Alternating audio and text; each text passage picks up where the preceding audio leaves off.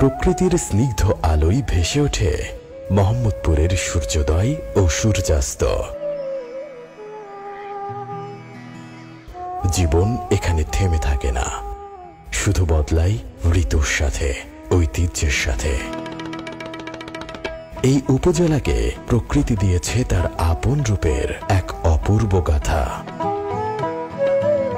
মধুমতি নদী তার পালতোলা নৌকা আর শরতের কাশফুল দিয়ে সৃষ্টি করেছে অপরূপ এক সৌন্দর্য। এই নদী শুধু জল নয়, বহন করে মোহাম্মদপুরের প্রাণ। এই জলাধার শুধু স্থানীয়দের জন্য নয়, শীতের অতিথি পাখিদেরও জন্য এক শান্তির আশ্রয়। এখানের স্বচ্ছ পানি, পাখির কলরব